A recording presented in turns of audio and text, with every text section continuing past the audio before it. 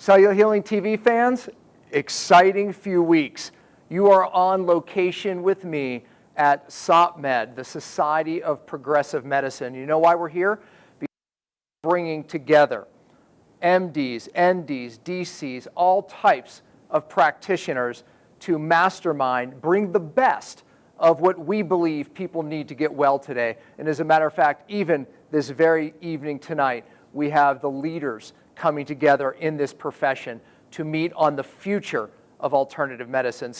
But you're on location, so I'm going to be bringing you some exciting interviews with some of the leading practitioners in the area that you're going to want to hear from. Cancer researchers, doctors, stem cells, you name it. You're going to hear some exciting interviews right here. So the next few weeks, stay tuned to Cell TV for these exciting interviews that I know that you're going to love, and it's going to definitely affect and change your life.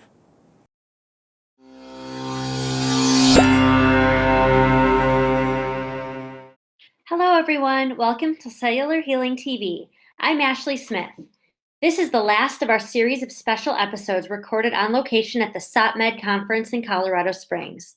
And in this episode, we are joined by our friend, the Paleo Cardiologist, Dr. Jack Wolfson. Dr. Pompa and Dr. Wolfson talk about focusing their practices on treating the root cause of disease and not the symptoms. How many conventional doctors are not talking about diet and lifestyle, and the public is suffering as a result. Dr. Wolfson, a conventionally trained cardiologist, shares his journey of becoming a doctor who turned on the prescription medication model of treatment and began to focus on prevention and causation. Once his eyes were open to the powerful world of holistic medicine, he dove in and became passionate about teaching his patients how to change their lifestyle so they can address the root cause, heal, and get off pharmaceutical drugs safely. The doctors share valuable information about diet, important supplements, and lifestyle to help improve heart-related issues, from stress management to grounding to sleep and nutrition. You will also learn about the downside of statins and other pharmaceuticals, and gain a better understanding on which tests to ask for to assess markers which contribute to cardiovascular events. Such a great episode. But before we jump in, let me tell you a little bit more about Dr. Jack Wolfson.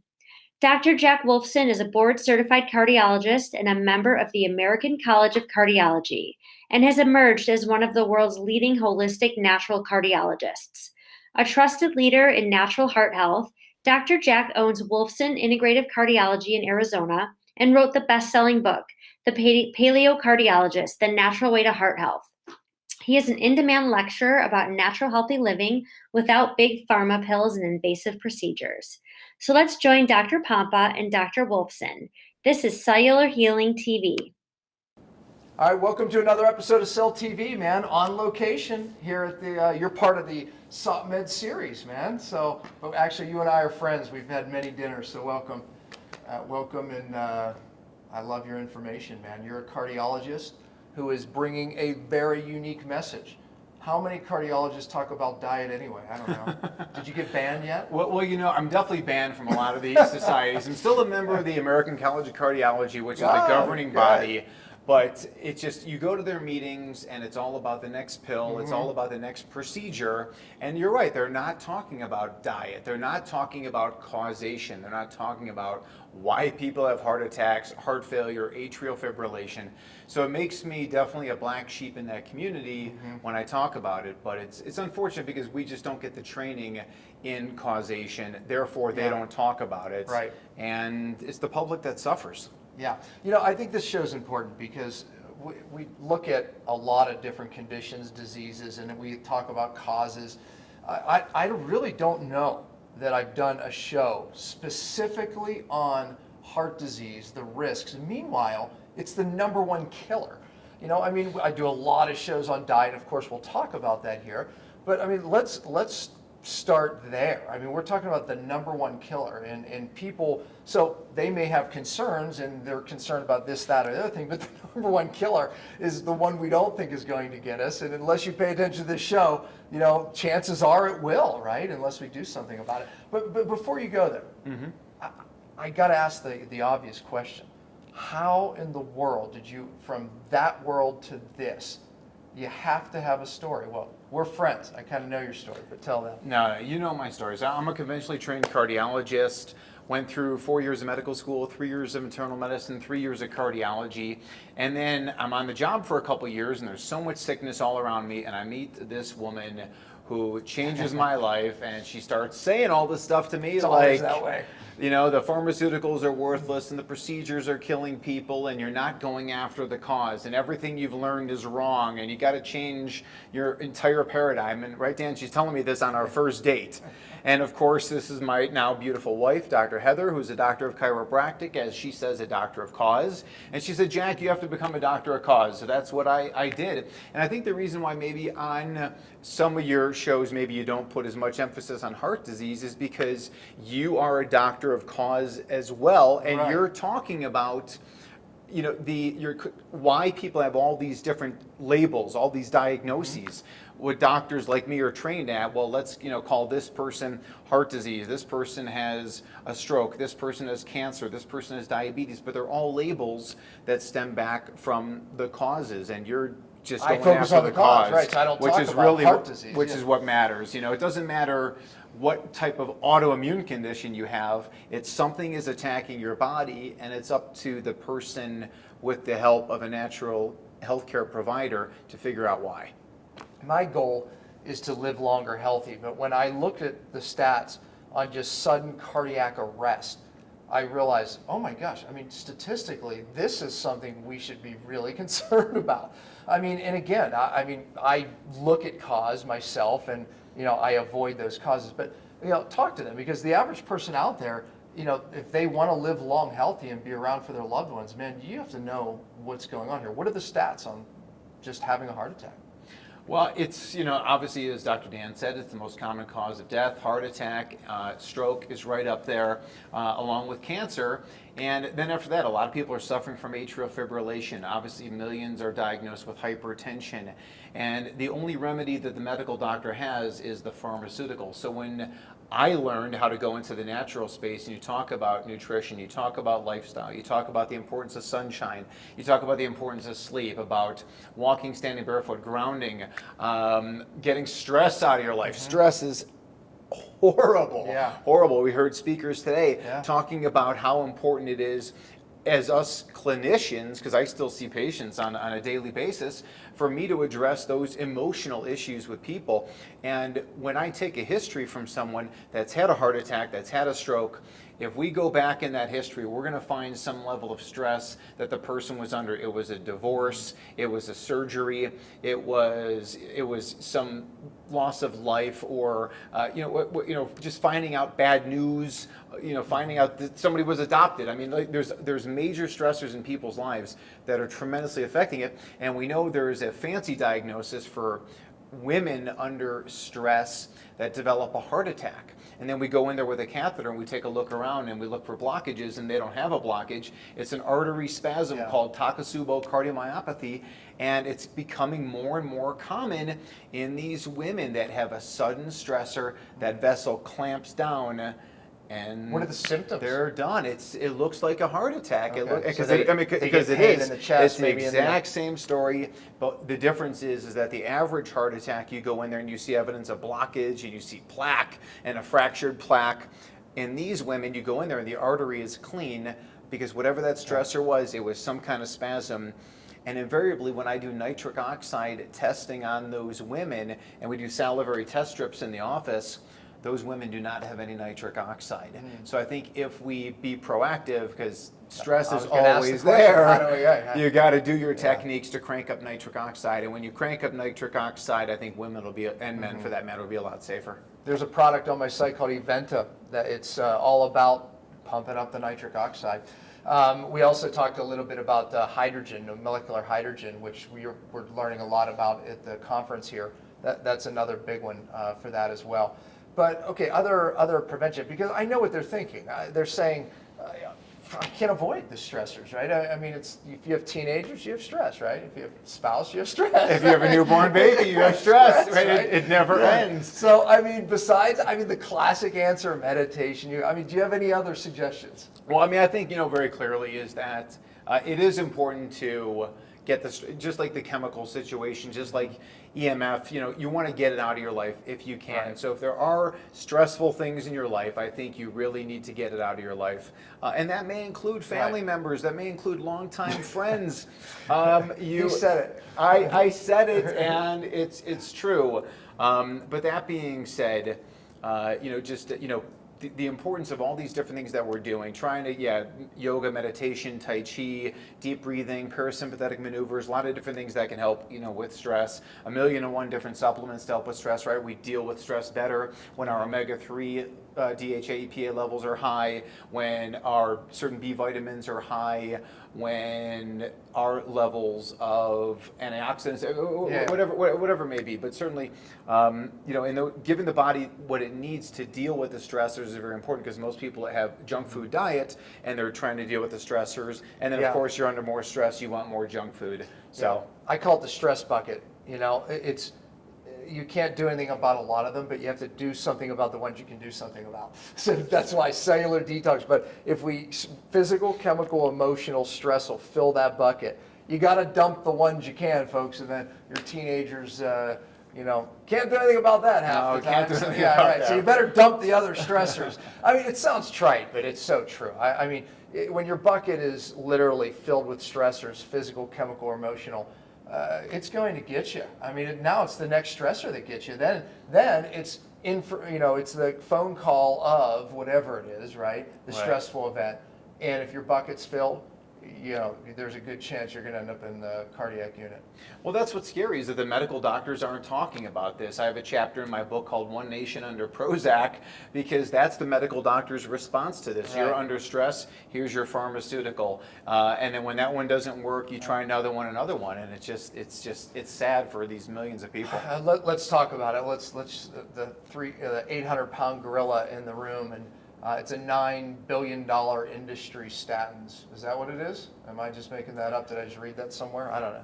I would no. I mean, clearly it is. Over the lifetime, of that, there's a new class of pharmaceuticals called PCSK9 inhibitors, which dramatically lower down LDL numbers, and that is estimated per year as a $250 billion industry.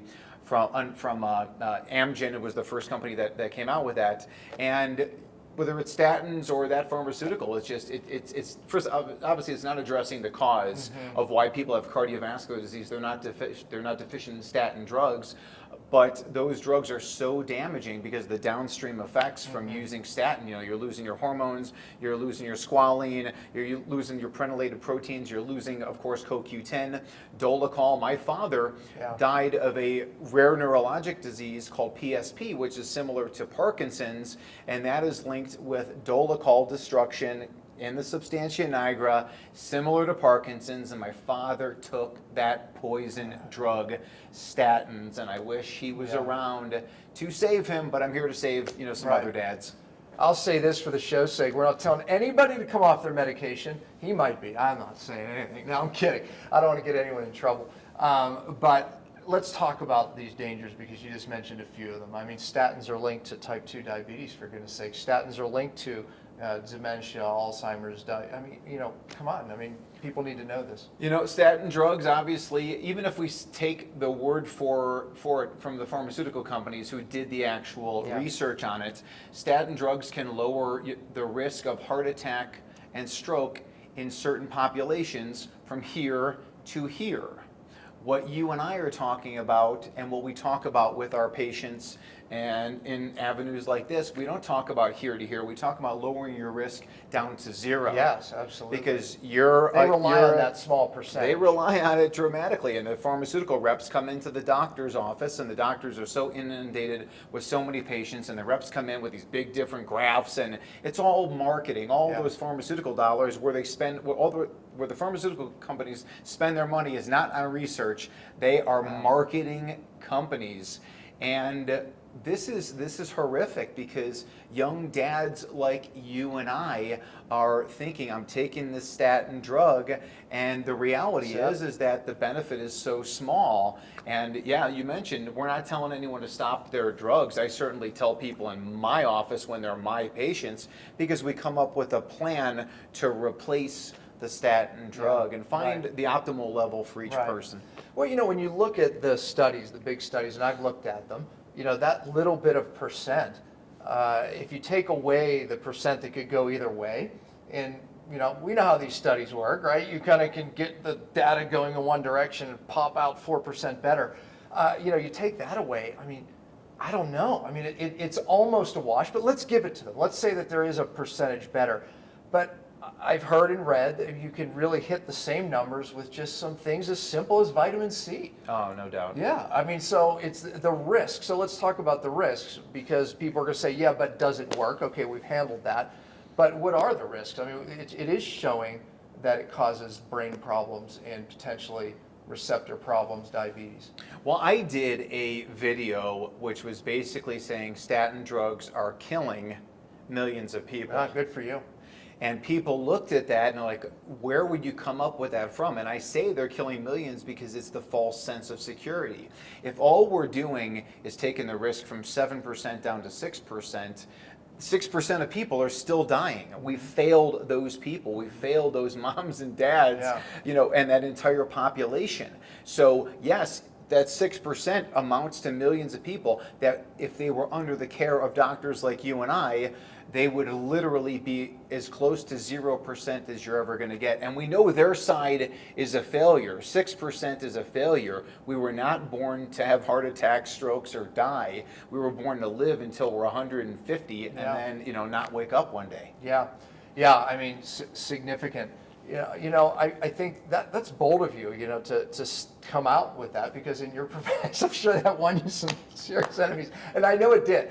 I mean, you went through some hard stuff, like most people that stand up for truth. So applaud him, please, because honestly, I mean, even people that believe what you believe, they're not coming out and doing videos about it, and that's the truth.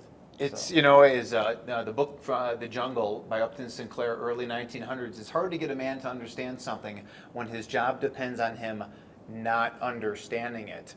The cardiologists are not going to listen to this interview and say, wow, I want to go read Wolfson's book. Oh, I want to learn about Dr. Pompa's cellular detox. They're not going to want it. They don't want to do that because the money train is where they're at. They've got bills to pay. They've got school loans. They've got the houses and the cars. But I'm here to tell you, as the ultimate insider of the cardiology industry, it is a money factory. I mean, I sat in on these meetings where it was basically, you're going to order a nuclear stress test, injecting nuclear material into every patient possible, because every time someone says yes to a nuclear scan, it is essentially $2,000 into the pocket of the cardiology practice. That's a lot of dollars to sway opinions. So those guys and those men and women that are making that kind of money, they're not going to listen to our conversation. They don't want to listen. I mean, obviously. What's the cholesterol myth? There's books written about it. What's your view on cholesterol as a causative factor with heart disease? Well, I think that, clearly cholesterol is very important. It was so important I made it chapter 1 in my book.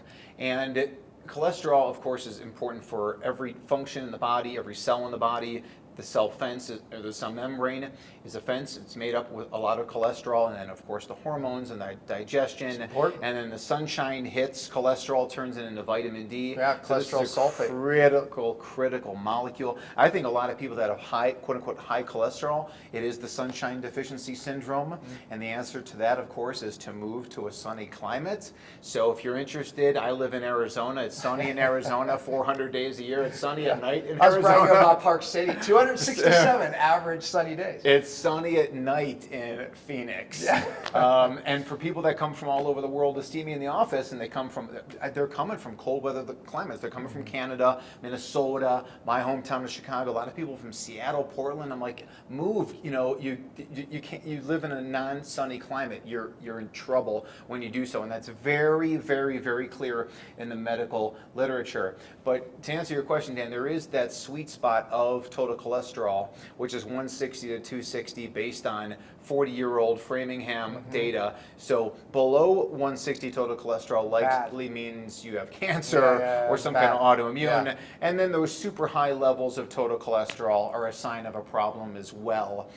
Could be a liver issue, for goodness sakes. Yeah. No doubt. And whether or not that it's actually causative in mammalian species as far as having high levels, or it's just kind of it's an association. So the total cholesterol is really high, but the problem is all these other factors that are causing that, which, like we said, sunshine deficiency, dietary deficiency. The body's making the cholesterol, the liver's making all this cholesterol to boost the immune system to get the job done around the body.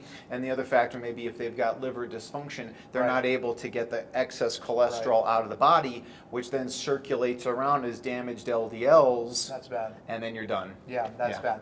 Yeah. I mean, so what's your feeling on the particle theory, meaning cholesterol just doesn't float around our body. It needs a particle to actually make its way where it needs to go. So it's been said that the number of particles are more important than the total cholesterol, and also the size of the particles.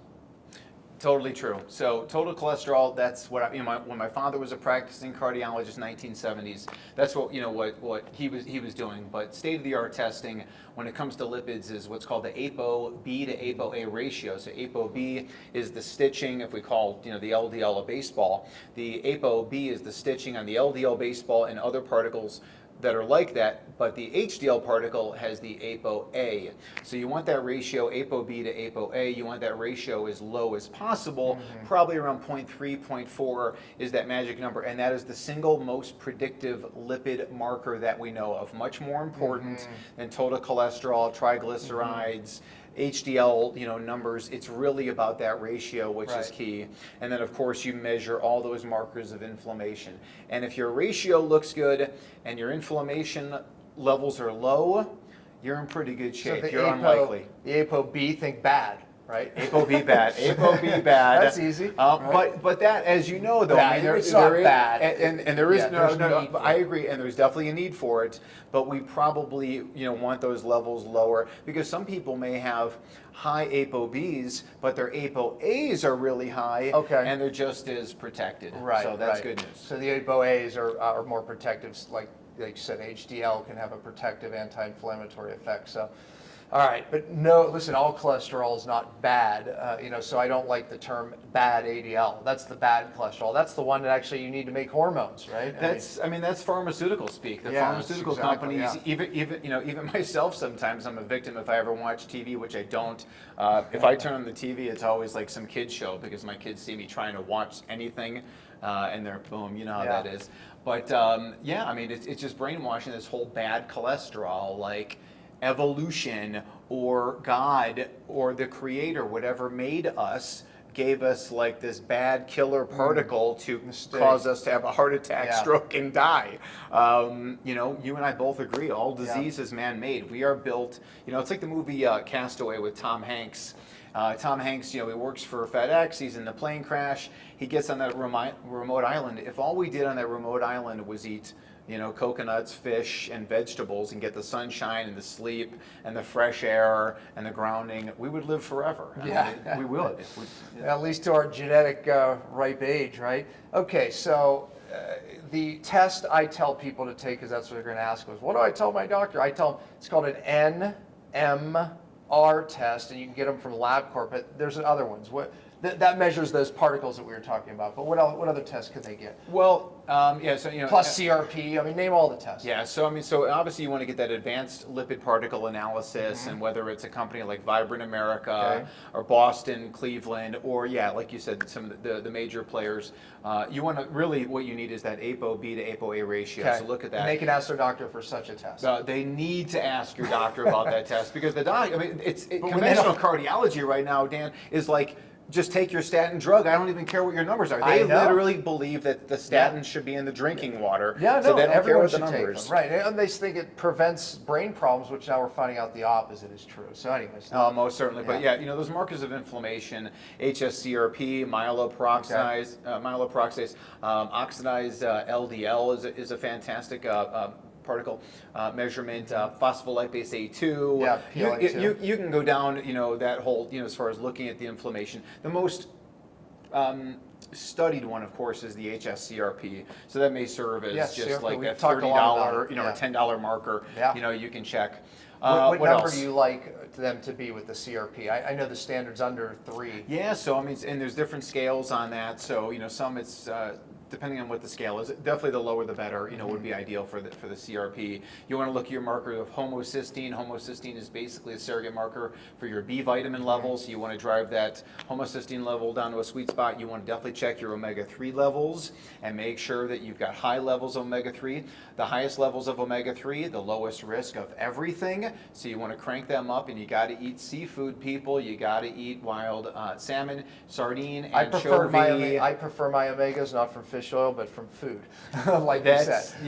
Listen, if you're, and one of my favorite recipes is making your own salad dressing and dumping the anchovies into that blender. So you hide the look, hide it, I like anchovies and fresh. They might not. Whole Foods recently by us, they had fresh sardines. Just threw them in the pan with some ghee and fry those up. They were delicious. Omega, and of course vitamin D levels. Not because you need to be taking your vitamin D supplement. It's because you need to be in the sun and getting the sunshine. I agree. And then another one of my favorite tests. And truth be told, I am on the Speakers Bureau and a paid consultant from Vibrant America. They run a test called micronutrient, and is the intracellular nutrients. And one of the things intracellular they test for is vitamin K1 and intracellular K2. Love it. And I think that intracellular K2, from a cardiovascular standpoint, could be one of those holy grail moments. Vibrant America, my doctors run tests from Vibrant America. We run some of their other profiles. In the past, we've used the SpectraCell micronutrient. How is it better than SpectraCell? And I should switch over, maybe. Well, I do like the people at SpectraCell. Nice people, nice company, Very and nice. they were one of the first people that came out. But I think Vibrant has taken it to a totally new level, totally high-end technology. I've been to the factory. I've met the owner and the principals over there, and they're just testing for a lot more. And I think they're giving you a lot more actionable data as far as.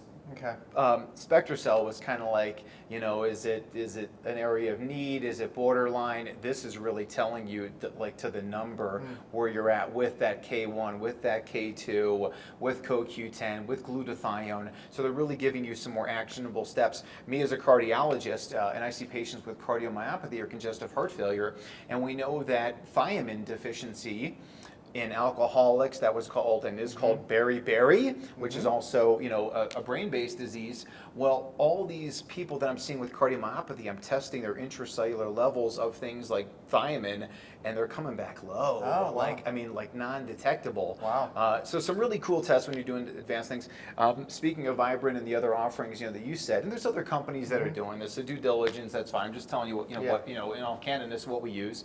The wheat tumor analysis. Yeah, we use it. And that's the leaky gut. And when I met my wife in 2005, and she starts talking about this leaky gut, I'm like, where'd you come up with that bogus diagnosis? Stream of consciousness here. Please make your primary care doctor a doctor of chiropractic. I just said it. Not because Dan makes me say it or because my wife makes me say it. It's because it's totally true. So she mentions this diagnosis of leaky gut, and I said, I went through all these years of training and never heard of it. And she said, that's your problem. Go read about it. And I went to the medical literature, and I don't really find much there. Over the last 10 years, the medical literature on leaky gut or intestinal hyperpermeability has exploded, and now you can test for it. And there's some easy treatments for it. I'm going to be talking about that actually in my cardiology presentation tomorrow here at SopMed. And it's really phenomenal stuff to kind of march it back now, where you say, why does someone have coronary artery disease? It's from inflammation. We all agree on that. The cardiologists know that. But what's causing the inflammation is it starting from that leaky gut. And the number of cardiologists that talk about leaky gut is just about 0. Yeah. And one of the things on that leaky gut panel is anti-actin antibodies. Actin is part of the muscle tissue in the skeletal muscle, in the smooth muscle of the intestines, and in the smooth muscle of the coronary arteries. Coronary artery disease is autoimmune. Your immune system is attacking the coronary artery, and you better figure out why, and it's not a deficiency of statin drugs. So that test shows that actin antibody, which is huge, right? I mean, it's affecting, obviously, anywhere there's actin in the body. Just so y'all know what we're talking about, when you look at micronutrients in the blood, it's very up and down, in and out, but this is what we're looking at in the cell, intracellular nutrient deficiencies. That's a big deal. So this testing, it's really unique, because looking at the blood, not so big of a deal, maybe. Sometimes it is, but this is more accurate. So. Well, like you said, I mean, listen, all the action is happening inside of the cell, and this is really where your specialty is, because you can measure extracellular, what's floating around the bloodstream all day long, but if it's not getting in the cell, it doesn't work. Right. And if you need cellular detox, because you are loaded with toxins and metals, you know, I mean, that's why it's not driving it into the cell. So that's certainly part of the picture, is that from a standpoint, if you're taking all these nutrients, especially, you know, you need to get tested, because how do you know what you're doing? How do you know how the levels are being affected? And if you're taking all this vitamin K or the B vitamins or C and they're not getting into the cells, you better figure out why. Yeah, no, exactly. And oftentimes it's not because you actually aren't eating the vitamin. You could have a cellular inflammation issue and receptors being affected to the nutrient. Well, let's talk about some of the possible nutrient deficiencies that drive heart disease if we're trying to avoid it. You mentioned K1 and K2. These are big ones that aren't really talked about. I think vitamin D is starting to get talked about more, but what about K1 and K2? K1 and K2 are tremendous. K1, of course, has to do with the coagulation of the blood, or making sure blood clots normally, and you can't overdose on K1 or K2. You can go home and take that whole bottle and say, hey, look at me, I'm going crazy, and you'll be told you'll be healthier probably because of it. You know, the only people that have to watch out for vitamin K are those people that are on Coumadin. For anybody else, vitamin K, especially when it comes in food, K1 in particular, is fantastic. K1 in particular, but you know, K2, really, the evidence is quite clear. The people that have the highest intake of K2 have the lowest risk of cardiovascular disease. It inhibits vascular calcification, so it's very, very important through certain proteins that vitamin K activates to do that. But yeah, intracellular levels of vitamin C, and then how that affects as an antioxidant, as far as the health structure of the collagen and the cellular and extracellular matrix. What else? Vitamin A. Vitamin A is part of the immune system, and here we're talking about cardiology as an autoimmune disease, which it is. And vitamin A is part of the immune system. You know, vitamin A, actually, when you upgrade levels of vitamin A, it increases reverse cholesterol transport from the HDL particle as it's traveling around the body, and it's pulling out excess cholesterol from plaque or wherever it's no longer needed. Vitamin A, as retinoic acid and retinoic palmitate, not beta carotene, helps to upgrade that system as well. So, you know, that's why we do the testing, because all those different things are all important. CoQ10 levels, you know, if your CoQ10 levels are down here, your risk of heart failure is here. Statins deplete the crap out of it. 40% reduction on average from statin drugs. And the average cardiologist, like I said, just doesn't care. We mentioned the B vitamins, so important. Control of homocysteine is so important. On and on and on. Well, let's talk about, I mean, K1, K2. I think that I always talk about these 5 big deficiencies that people have. I mean, magnesium, vitamin D. I mean, a lot of these are related to the heart here. And K2, because people aren't eating grass-fed anything, and maybe that we enter into the diet conversation here. Yeah. The only time I've had soy in the last 10 years is when I eat natto. Yeah. And how many of you eat natto? Or even know what natto is, right? So it's a fermented soybean. You want to make sure you find a high quality one. There's a company that I found called NYTURE, like Nature. They're from New York, and I was at a business that I would love for any of you to patronize, because it's so fantastic. It's in Costa Mesa, California, and it's called Fermentation Farm.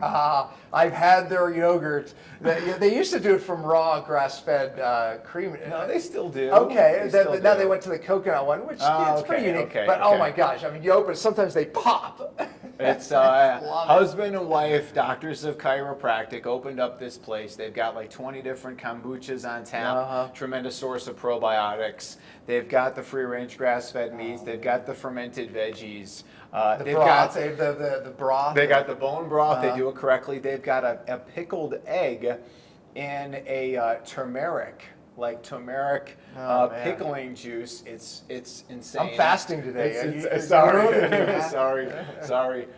Your attitude is actually good for fasting. When I fast, I get totally cranky. My Oh, wife's I'm used like, to this. Is your fast done yet? I'm like, I just finished a there. 6-day fast. I took 10,000 people on my Facebook through a 6-day wow. fast. I got more done in one week than I typically do. I in love two. it. But today I'm not eating today. I'm lecturing. I'm doing all this. I'm too busy. So I have days where I eat a lot, and I have days where I don't. I call it feast famine. You're going to learn about that Saturday. Yeah, Just no, come no, to my talk I'm this coming to Saturday. talk, definitely. And by the way, obviously, cardiac data on fasting, on intermittent fasting is tremendous. I It's huge. absolutely Yeah, love it, yeah. love it. Tell it to all my patients.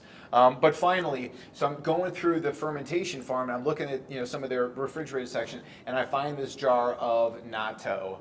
And I'm like, oh, I'll give it a try. Why not? So it's a bean, but it's like bean in like this sticky kind of paste that almost looks like it's wrapped in honey, but it's not sweet. It may be one of the secrets, or the secret, to the Japanese longevity, why they live 7 years longer than we do on average. And natto is very high in K2. Yep. It's also very high in nattokinase, which is an enzyme that is a little Pac-Man that dissolves clots in the body, helps people with a condition called Lp(a), which is a nasty marker that you need to get tested for as well. Yeah. Lp(a), get tested for that. It's a genetic marker, hard to move, so you want to definitely make sure you're on some kind of a natural blood thinner. There's a million of those, but we're talking about nattokinase. Oh, where'd you come up with nattokinase? Well, first of all, the Japanese have studied it, and back in the 80s, if you were in the midst of a heart attack, I was just a young pup back then, but if you were in the midst of a heart attack in 1985, they gave you, there was no angioplasty, stents, bypass surgery, yes, but as far as angioplasty and stents, they gave you a clot buster, and that clot buster is called streptokinase. We're taking nattokinase in the food. Of course, it's available by supplementation as well. It's an enzyme. So it's an enzyme that's a little Pac-Man that does its magic. And it's a tasty food. So add that if you're worried about hearts. Add it. Nattokinase. Add it, yes. Yeah. Well, you Where can can you buy? Can you buy it at Whole Foods now? I mean, I've never seen that other. You Okay. can also go to the Japanese or to the Asian Okay. markets and All get right. it. I think you can order this online as well. So yeah, fermentation farm for all those reasons. Yeah. There you go. But you also mentioned magnesium and potassium. Yeah. And the ability to, to measure those intracellular is so key, because Yeah. I've seen so many patients over the years, they've had a heart rhythm problem, atrial fibrillation, or Yes. hypertensive, and they're told their magnesium levels are normal. But it's not what's going It's on not in the even cell. close to Yeah. normal in the serum, let alone they're markedly deficient in the cells. So Yeah. get the intracellular testing. Awesome. And then the nattokinase is one of the only vegetable sources that I know of. There might be another slight in another seaweed type source, but you have to get the vitamin K1 and K2, or the K2 from fat in a grass-fed animal. So if you're eating conventional meat, you're not going to get the levels, or conventional butter, because it's in the fat of grass-fed meat. So explain that, because Yes. that's a big deal. I mean, obviously, whenever I am the paleo cardiologist, and whatever I talk about. Oh yeah, by the way, I I'm didn't even talking give his he is the paleo. I throw it out there. Well, I'm they threw it not- out there. I think they named you. No. My patients obviously gave me that moniker, and I accept it. Sometimes I get accused of going to the keto cardiology side after I talk with you and you teach me about keto. So it's funny because I was interviewed for a couple of these keto summits, as you know, and people are like, oh, now you're switching over to keto. What happened to paleo? It's like, they're pretty synonymous. And like you profess obviously cycling of the two and stuff like that. Back to K2, the others. You want to eat organ meats, and the organ meats, of course, are high in K2 and liver. Our ancestors ate organ meats. Free-range grass-fed is always the key. But I found an article from a couple months ago that said they discovered for the first time ever that K2 is in Manuka honey. Didn't know. And in buckwheat honey. Oh. Unfortunately, it doesn't tell us how much. but it's just another excuse to use. I one love of those Manuka type honey. of- I mean, you type can use of that stuff for honeys. sore throat, right? I mean, it's antibacterial properties, Yeah. good for the microbiome. I do think it is a good situation, though, that I think that this is where we can use the supplements industry and say, you know what, this is an opportunity to really crank up levels of K2, because they're doing randomized trials now and they're looking at 360 micrograms of K2.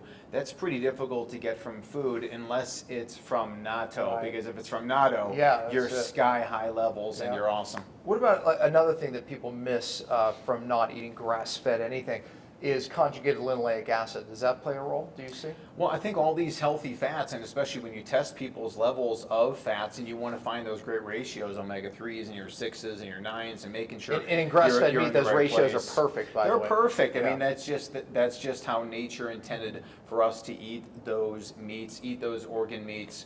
Of course, you want to get your B vitamins, but specifically B12 are notoriously low in people that do not eat animal products. Every society in the history of the world has been a meat and or seafood eater. If you don't eat seafood, please do. Please, please, please. Why can't a vegan eat an oyster? I don't know. Why can't a vegan eat a scallop? I mean, a scallop. What even is a scallop? Yeah. I mean, What it's about an egg? like a mussel. Talk about an egg. I mean, well, an egg. I mean, it's just. I guess an egg. I could say okay. Yeah. No, I mean, but it's just. But an unfertilized egg. We're talking about the best way, to eat, but it's just. I mean, how do we know that an oyster has any more feelings than a head of cabbage? We have no clue. But what we're talking about is the best way to live, and why mess with Mother Nature? What if one of these, food gurus or natural health gurus came out with the helium diet, and it's like, you no longer breathe air, we're going to breathe helium. You'd laugh in that person's face, and sometimes that's how I feel about, about veganism. There are aeritarians, actually. Are there? Yeah, I swear, I hear these things. You think I'm kidding? I guess they're just breathing and eating air. But for how long does that take? I don't know. I dry fasted for a couple days, so I guess I was an aeritarian for 2 days. But don't know. Tell me, what do you think of it? I mean, because I grew up of the Jewish faith, and because of circumcision, I've kind of excommunicated myself from the Jewish religion, and maybe a few other things, because eating bread and gluten, and I think gluten is an absolute poisonous toxin to the body. But for the day of fasting on Yom Kippur, as you know, I mean, that's the day of atonement, and you have no food and you have no water. And I hear people talk about the benefits of it, but I personally, I like the water fast. I like the greens juice fast. That's where I go with it, but that's me. Well, fasting, feast, famine. Our DNA is set up with it, right? It's set up for it, and there's a benefit via adaptation. So I call it hormone optimization via, meaning from the adaptation. Because through the adaptation process, just like starting an exercise routine, the body adapts via hormones, raises up growth hormone, norepinephrine has all these anti-inflammatory effects. Actually, we should talk a little bit about exercise. Before we do that, though, when we talked about cholesterol, we talked about risk factors, right? What about blood pressure? Because I would say opposite of statins, blood pressure meds, they can lower risk more. However, we're not getting upstream. But what's your feeling on blood pressure and the meds for that? Well, blood pressure, once again, is another sign that you're unhealthy. If your blood pressure is high, it's an indication to figure out why, not here's a pharmaceutical.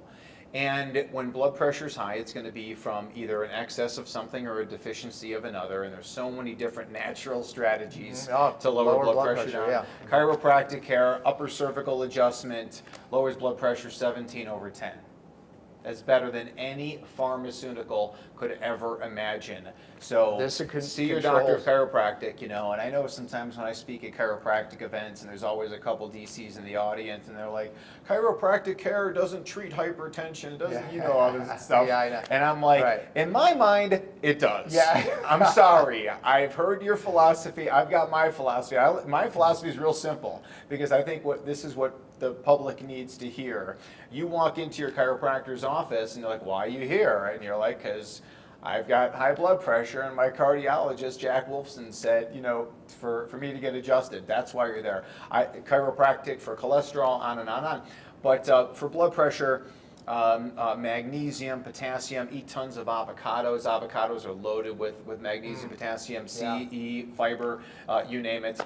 But by the way, Yeah. so it's okay if he says it. If a chiropractor says, I'm treating blood pressure because of the their board's going to be knocking You on their door. tell your board Yeah, that exactly. Wolfson He said said it. chiropractic for hypertension, for diabetes, Yeah, for the public thyroid. gets that, right? But that's why they don't Yes. want you to say that. All So, right, yeah, all right. So Jack said it. Don't get in trouble. Yeah. But magnesium, potassium, omega-3s, CoQ10, cranking up nitric oxide levels. That's fundamental for blood We hit them pressure. on CoQ10 though. I mean, Yeah. we both said, man, that's a major risk factor, right? We said statins depleted. You know, why? I could mention some supplements for them, but why is it so important? Number one, and number two, why do so many people have deficiency here? Well, CoQ10, once again, it's a matter of giving your body the tools it takes to make CoQ10, and the best source of CoQ10 is eating animal heart tissue. I had 3 hearts today. Kidding, obviously I'm fasting. Yeah, right. That's a different fast, right? The all heart diet, says the cardiologist. That's why we eat the organ meats. When's the last time you ate heart tissue, which is so high in CoQ10? So. But by the way, that's a trigger to them of why CoQ10 is so important. Why is it so in the heart? You're eating the heart. There's a relationship.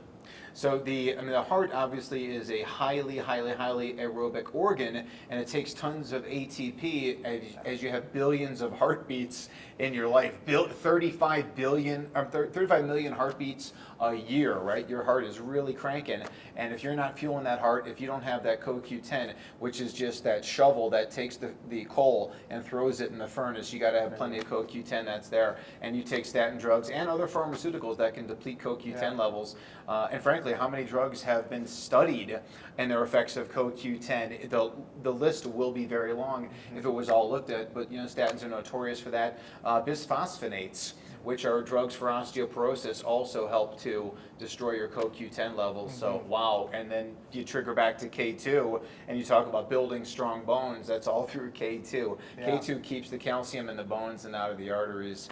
So 2 products, HQ from Systemic Formulas and ENRG, both are loaded up with the CoQ10. So, oh man, I tell you what, this is like when we're talking about prevention and we're talking about heart attacks. Now we have to talk about one more thing. Stroke, is another big one. Happened to my mother, so this one hits really home to me. And she had post-stroke dementia. And, there's a little regret in my life because I didn't know what I know now then. And I felt like, I could have prevented it and she'd be around today. So a little emotional for me, but how do they avoid strokes? Well, and I know when you and I, first, got together and we first had that meal together, you're sharing the stories, of your mom, and I'm sharing the story of my father who died at 63. And it's just like, as we get older and start getting closer to those ages, wow, how scary is that? And that's what we're here for. But as far as stroke, once again, it's about making sure you're giving the body the tools it needs and taking away what it doesn't. You want that blood flow to be nice and slick. Yeah. I personally think maybe the greatest thing to stroke prevention is sunshine. Once again, to keep hitting that thing over and over and over. We're both familiar with Gerald Pollack and the work of the 4th phase of water and his work he's going to win the Nobel Prize eventually, professor, PhD, University of Washington. And what he comes up with is the exclusion zone, how the sun hits that structure in the body like a blood vessel and creates that layer called the exclusion zone, and that's the buffer between blood flow and the wall. And if you have a nice large buffer is energized by the sun, you will not have a stroke. The sun will make everything flow better, all the energy, do all that. And then of course natural blood thinning strategies. I mean, listen, if you're eating McDonald's cookies and cupcakes, your blood is going to be stickier than when you're intermittent fasting and you're eating all organic paleo foods and cycling with keto and all the things that we're talking about. You're getting the sleep, you're getting grounded, you're getting chiropractic care, you're taking evidence-based supplements, garlic, vitamin C, vitamin E, and then the aforementioned natto and nattokinase. Yeah. Oh, yeah. Those are all the strategies, not great. smoking, not drinking any excess, Yeah. on and on and on. Is there any studies on aerobic versus high intensity? Which one's better? Is it a combination of both? What's your feeling on that exercise? Well, I think, first of all, whatever exercise you do, please do it outside. Do it away from the artificial sun, lights. to your point. Outside in the sun, hopefully in the fresh air. It's not about sitting in some kind of EMF bomb treadmill while you're in the artificial lights and they're Right. spraying chemicals all over you inside of there. Get outside and do it Right. in that fashion. And then I think, hiking, biking, walking, gardening, outdoor yoga, I do agree with more of the high intensity stuff. I think they all have their place. I mean, there's studies on both. I think high intensity works better for weight loss. I do. But I think that there's the aerobic stuff, not too much. There's absolute benefit. Well, the literature shows that people that run marathons, for example, have a higher risk of coronary artery calcification. That's why I said not too much. But I think to your point, if Dan Pompa was going to be running marathons, you would be doing so and giving your body the appropriate fuel, That's as the opposed key. to the average marathon runner And the that runs a appropriate rest. mile and then they Yeah. have like a power bar Right. and then a Gatorade, and they're just I remember when I used to do century rides. One of the century rides that I did, at the 30-mile mark, they were offering Krispy Kreme donuts. Yeah.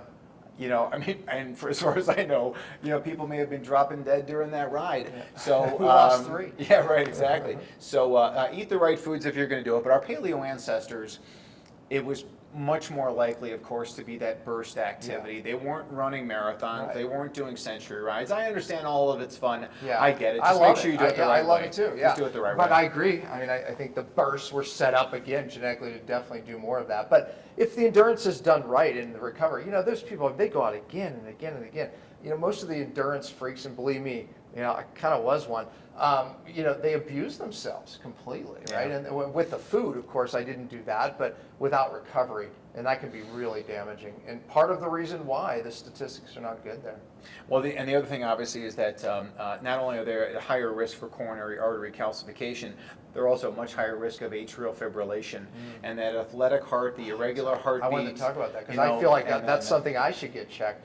So tell them what you're talking about, because this is a big hidden cause. So tell them that athletes, healthy people get this, and it's partly genetic. Well, there is a certain genetic predisposition, but I certainly believe we're built pretty darn perfect, right? I know agree. you feel the same way. We are Yep. built absolutely perfect until we screw it up with all these unhealthy lifestyle choices.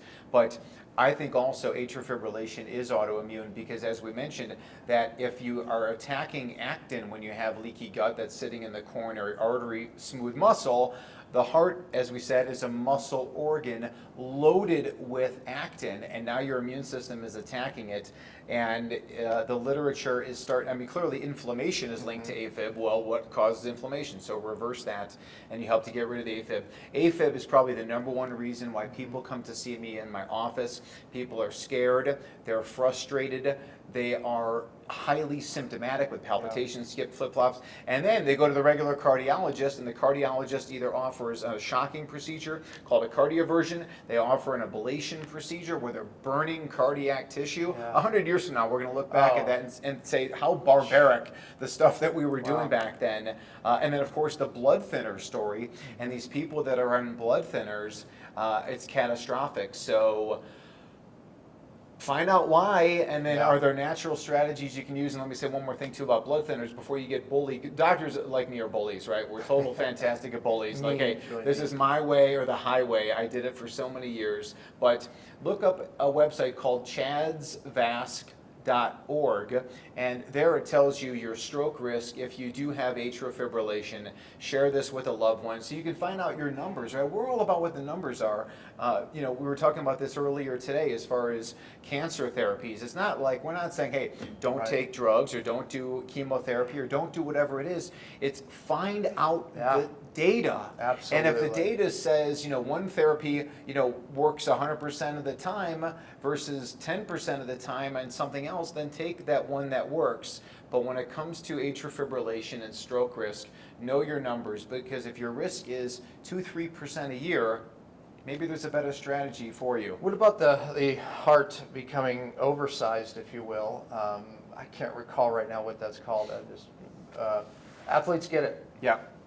Well, the athletic heart, there is a remodeling that happens because the athlete is in such a high cardiac output state that in order for the heart to compensate with cardiac output or trying to push as much blood out as it can, well, it gets bigger and bigger and bigger. And then as it does so, it can start to cause structural changes, remodeling changes also in the atrium, and that can lead to atrial fibrillation as well. So,